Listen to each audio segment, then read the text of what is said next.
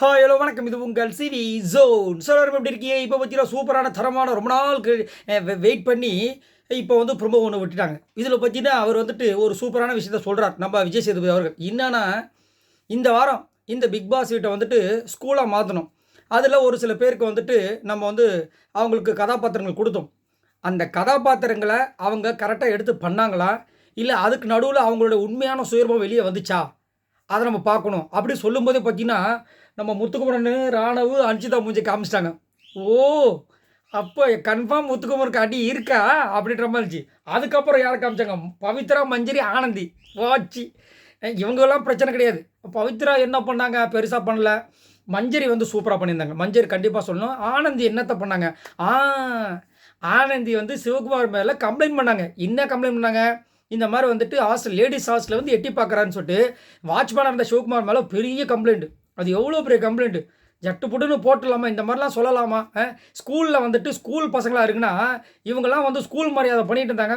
அ school மானத்தையே வாங்கிட்டாங்க.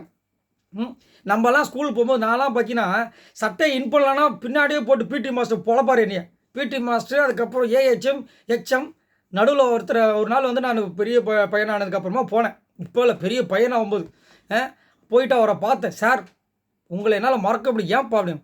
நீங்கள் ஒரு அடி அடிச்சிங்க பாருங்க முதுகில், என்ன அடி சார் அப்படின்னு சிரிச்சார் அவர்.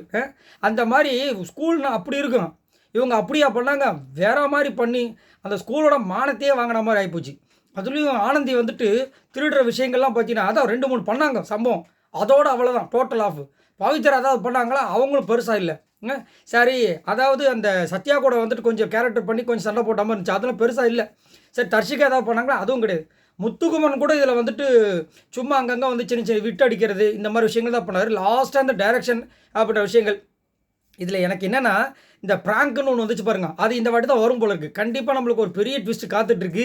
அந்த ப்ராங்க்கில் வந்துட்டு யார் யாரெல்லாம் முகம் மாறப்போகுதுன்றதான் எனக்கு ரொம்ப ஆவலாக இருக்கேன். அதுலேயும் குறிப்பாக ஜெஃப்ரி. ஏன்னா இந்த ப்ராங்கில் பார்த்தீங்கன்னா அதிகப்படியாக பாதிக்கப்பட்டது இது ஜெஃப்ரி தான். அதுவும் அந்த ராணுவம் வந்துட்டு அந்த இதில் நிற்க வச்சிருப்பார் கார்டன் ஏரியாவில். நீங்களும் பசங்க தானே, எந்த ஸ்கூலில் எந்த மாதிரி இருப்பாங்க, எவ்வளோ பெரிய ஆளாக இருந்தாலும் ஒரு டீச்சருக்கு மரியாதை கொடுப்பாங்க. நீ என்ன அப்படி பண்ணி, நீ வெளியே போய் முதல்ல சார், இந்த பையன் ராணுவ உள்ளே இருந்தாலும் நான் வந்து கிளாஸ் எடுக்க மாட்டேன் சார் அப்படின்னு சொல்லி, அதுக்கப்புறம் அருண் வந்து நீங்கள் கொஞ்சம் வெளியே வாங்க அப்படின்னு சொல்லி, அதெல்லாம் வந்து உண்மையிலேயே செம்ம ஃபன்னு. ஸோ இதெல்லாம் வந்துட்டு ப்ராங்க்னு சொல்லிட்டு இன்றைக்கி விஜய் சேதுபதி அவர்களுடைய அந்த எபிசோடில் காட்டும் போது தான் எனக்கு இருக்குது அல்டிமேட் ஃபன்னே. நான் ரொம்ப ஆவலாக இருக்கேன். அது மட்டும் இல்லாமல் முத்துக்குமரனுக்கு இன்றைக்கி போடு இருக்குன்ற மாதிரி தான் தோணுது. ஏன் அப்படின்னா, இந்த ஸ்கூல் அந்த ஒரு கான்செப்ட் ஒரு ப்ராங்க்கில் வந்துட்டு இவர் சொல்லுவார் ராணுவ கிட்ட, நீ அதுக்கப்புறமா வந்துட்டு இந்த ஸ்கூலில் எவனுமே லவ் பண்ணக்கூடாது சொல்லு அப்படின்னு. அதுக்கப்புறமா இந்த இதில் வேற வந்துட்டு எல்லாத்தையும் பண்ணது இவருன்றது வேறு தெரிஞ்சு போச்சு. அதனால் எப்பயுமே பார்த்தீங்கன்னா ஒரு சம்பவம் நடந்துச்சுன்னா அதில் முத்துக்குமரன் நிற்க வச்சுட்டு, இது வந்து முத்துக்குமரனில் காயன்னு காய்ச்சி வச்சுருவார். அதுக்கப்புறமா இது முத்துக்குமரன் மட்டும் கிடையாது, எல்லாருக்கும் தாண்டுவார். ஏன்பா அதுதான் போட்டு பொலபலம் பொழந்துட்டிங்களா அவர் நிற்க வச்சு, அதுக்கு எல்லாரையும் நிற்க வச்சு பொழந்தீங்கன்னா பரவாயில்ல. முத்துக்குமரன் மட்டும் பொலபலம் பொழந்துட்டு இது இவருக்கு மட்டும் கிடையாது எல்லாருக்கும் விட்டு போகிறீங்களே, இது நியாயமா அப்படிமா இருந்துச்சு. இன்னொரு கேரக்டர் இருக்குது, ஸ்பெஷல் கேரக்டர். அவங்க 2 பேர் தான் வந்து இங்கே வந்து பயங்கரமாக வந்துட்டு அடிச்சுக்கிட்டு பிடிச்சிக்கிட்டு இருந்தாங்க. இன்ஃபேக்ட் 3 அருண்குமார்.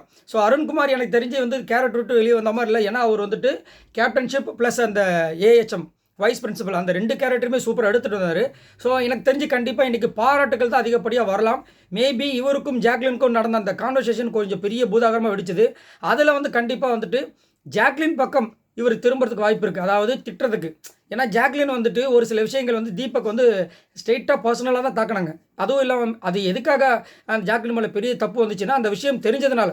என்னென்னா முத்துக்குமாரன் கிட்ட தான் அந்த கதையவே கேட்குறாங்க, எனக்கு கொஞ்சம் கதை சொல்லுங்கள், நான் வந்து கொஞ்சம் பேச வேண்டியது இருக்குது ஒரு சில பேர்கிட்ட அப்படின்னு. அவர் வந்துட்டு இந்த படத்தில் வந்த லவ் டுடே படத்தில் வந்த அந்த கதையை வந்து சொன்னார். சொன்ன உடனே என்ன பண்ணாங்க இவங்க, அது அந்த குழந்தையும் அம்மாவையும் சேர்த்து குரங்கா மாற்றி, குட்டி குரங்கு அம்மா குரங்குன்னு சொல்லி அதை போய் தீபக்கு சொல்லி அவரை வந்து கொஞ்சம் பர்சனலாக தாக்கவே அவர் டென்ஷன் ஆகிட்டார். அதுக்கப்புறம் தான் பிரச்சனையே ஆரம்பிச்சிது. இந்த விஷயங்களை வந்துட்டு தீபக் வந்து அருண்கிட்ட வந்து வச்சதுனால தான் தீபக் அருணே வந்துட்டு இங்கே ஜாக்லின் பற்றி இங்கே பேச வேண்டிய சூழ்நிலை.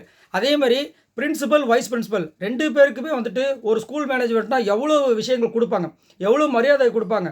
அப்படியே அலருவாங்க. பிரின்சிபல் வந்தால் டீச்சர்ஸ் அலருவாங்க, வைஸ் பிரின்சிபல் வந்தால் டீச்சர்ஸ் அலருவாங்க. ஆனால் இந்த ஸ்கூலில் பார்த்தீங்கன்னா வைஸ் பிரின்சிபலை கலாய்க்கிறாங்க, பிரின்சிபலை கலாய்க்கிறாங்க. ஜாக்லின் வந்துட்டு ஜே மேடம் என்று செல்லமாக அழைக்கப்பட்டார்கள். அவங்க மாரல் சயின்ஸ் எடுக்கிறதுக்கு பதில் வேறு மாதிரி எடுத்துகிட்டு போயிட்டாங்க. அதை வந்து ஒரு வாட்டி பிக் பாஸே வந்துட்டு, நீங்கள் இந்த உருட்டுற வேலையில் வேண்டாம், நான் என்ன சொன்னனோ அந்த மாதிரி பண்ணுங்க அப்படின்னு சொல்லி ஆனாலும் ஒரு விஷயத்த கொடுத்தாரு ஜாக்லினுக்கு. என்னென்னா, நான் வந்துட்டு இந்த பிக் பாஸ் வீட்டுக்குள்ளே நேர்மையாக கருதுகிற ஒரு சில ஆட்களை நீங்களும் ஒருத்தர்னு சொல்லிட்டு ஒரு விஷயத்த கொடுத்துருந்தார். ஸோ அதை அப்படியே கரெக்டாக மெயின்டைன் பண்ணிட்டு போனாங்கன்னா கண்டிப்பாக ஜாக்லின் ஒன் ஆஃப் த ஒரு சூப்பரான ஸ்ட்ராங்கான கண்டஸ்டண்ட்டாக வருவாங்க. அது மட்டும் இல்லாமல் ஜாக்லின் வந்து கொஞ்சம் முத்துக்கு வர மாதிரி வரதுக்கு ட்ரை பண்ணுறாங்க. அது நேற்று நல்லா பச்சையாக தெரிஞ்சுது. ஏன்னா அவங்களுக்கு வந்துட்டு இந்த முத்துக்குமரன் பண்ணுற விஷயங்களால் வந்துட்டு அவங்களுக்கு கொஞ்சம் எமோஷனலாக வந்துட்டு காண்டா வராங்க. ஏன்னா முத்துக்குமரன் ஏன் இவ்வளோ தூரம் வந்தார் அப்படின்னா, அவருக்கு வந்துட்டு அந்த ஆளுமை அதிகம், டாமினேஷன் அதிகம், நாங்கள் பண்ணுறோம் பார் அப்படின்ட்டு அதை வந்துட்டு எல்லா இடத்துலையும் செயல்படுத்துவார். அதே மாதிரி ஒரு கேம் வரதுக்கு முன்னாடி பார்த்தீங்கன்னா ஸ்ட்ராட்டஜிலாம் பயங்கரமாக போடுவார். இவங்க அந்த இதெல்லாம் விட்டாங்க. ஸ்ட்ரைட்டாக வந்துட்டு அவர் என்ன பண்ணுறாரு, எல்லா விஷயத்திலும் மூக்கு நுழைக்கிறார். நம்மளும் மூக்கு நுழைப்போம். அவர் எல்லாத்துலேயும் வந்துட்டு இப்படி பண்ணுறாரு, நாட்டாமல் பண்ணுறாரு, அப்போ நாட்டாமல் பண்ணுவோம். ஆனால் அவர் அதுக்கு உண்டான சொல்யூஷனை கொடுப்பாரு. இவங்க என்ன பண்ணுறாங்கன்னா, நீ வா நீ இது பண்ணிட்டு போ. நேற்று கூட பார்த்தீங்கன்னா அந்த கேப்டன்ஷிப்க்கு வந்துட்டு டை ஆகிடுச்சு. ஆக்சுவலாக பெஸ்ட் பர்ஃபார்மன்ஸ்ன்ற விஷயங்களை வந்துட்டு ரியா பேரும் மஞ்சரி பேரும் வந்துச்சு. அப்போ வந்துட்டு சரி நீங்கள் 2 பேரில் யார் இது பண்ணலாம், ஏன்னா 3 ஓட்டு வந்துச்சு. அப்போ வந்து சரி திரும்பவும் வந்துட்டு ஓட்டு எடுப்பு தான் எடுப்பாங்கன்னு நான் நினச்சேன். பட் இவங்க என்ன பண்ணிட்டாங்க, ஒரு நிமிஷம் இருங்க மஞ்சரி இங்கே வாமா அப்படின்ட்டு நீங்கள் 2 பேரும் ஏதோ பேசி முடிவு பண்ணிக்கிங்களேன்ட்டாங்க. இதுக்கு எதுக்கு நாட்டாமல் தேவைப்படுது? இதே இந்த முத்துக்குமார் இருந்துச்சுன்னா திரும்ப ஓட்டு எடுப்போம் அப்படி தான் எடுத்திருப்பார். இவங்க என்ன பண்ணாங்க, நீங்களே வந்து பேசிக்கணுன்னே மஞ்சரி என்ன பண்ணாங்க, ஐ கேன் டூன்னாங்க. அவங்க விட்டு கொடுத்துட்டாங்க. சரி ஓகே நீங்களே பண்ணுங்கன்னு மஞ்சரி இது பண்ணாங்க. மேக்ஸிமம் எனக்கு தெரிஞ்சு மஞ்சரி தான் வந்துட்டு இந்த வாரம் கேப்டனாக வருவாங்கன்னு நினைக்கிறேன்.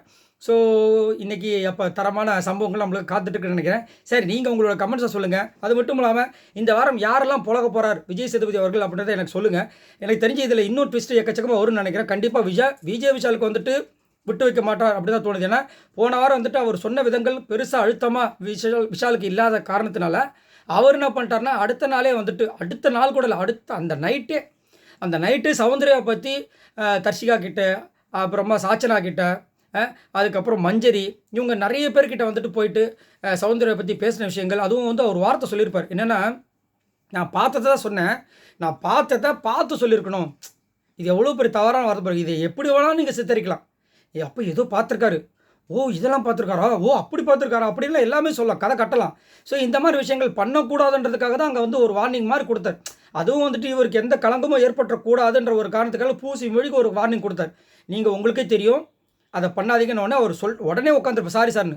உடனே அவர் காண்டாக இருப்பார். இல்லை இங்கே பாருங்கள் நான் என்ன சொல்கிறேன் கேளுங்க, என்ன சொல்கிறதுக்கு அப்புறமா நிற்பார். அதே ஒரு மரியாதை நிமித்தமான விஷயமே கிடையாது. ஒரு ஹோஸ்ட் வந்து பேசிகிட்டு இருக்கும்போது ஓகே அவர் உட்காருங்கன்னு சொல்கிறதுக்கு முன்னாடி நம்ம உட்காந்தோன்னா அதை வந்துட்டு இப்போ ஒருத்தவங்க வந்து கம்ப்ளைண்ட் பண்ணிகிட்டு இருக்கும்போது உட்காந்துட்டானா அவங்கள மரியாதை கொடுக்காம மதிக்காத மாதிரி பண்ணுற மாதிரி விஷயங்கள் அதை பண்ணியிருக்கக்கூடாது. அதை பண்ணதும் இல்லாமல் அதுக்கப்புறம் சரி போன ஒரு விட்டா இங்கே வந்து இந்த மாதிரி அதே மாதிரி கிளைமேக்ஸ் சீனில் வந்துட்டு இவங்க சௌந்தர்யா மாதிரி டான்ஸ் பண்ணி சௌந்தர்யா மாதிரி பேசி சௌந்தர்யாவை அவ்வளோ அசிங்கப்படுத்தி அதுக்கப்புறம் வந்து முத்துக்குமரனை வேறு வந்துட்டு கொரியன் பேக்கரி மூஞ்சி எப்படி சூப்பரில் எவ்வளோ உருவ கேள்வி பாருங்கள். இந்த மாதிரிலாம் கலாச்சதுனால கண்டிப்பாக இன்றைக்கி டோஸ் இருக்கும். ஏன்னா அவர் எப்பயுமே வந்து பாய்ஸ் தான் வச்சு செய்வார். ஸோ பாய்ஸ் தானே தப்பு பண்ணியிருக்காங்க.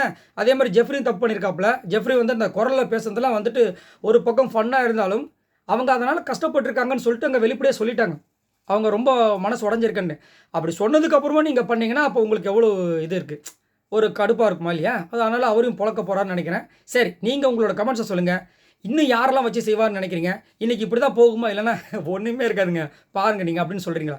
மறக்காமல் கமெண்ட்ஸ் பண்ணுங்கள். பாய் நண்பர்களே.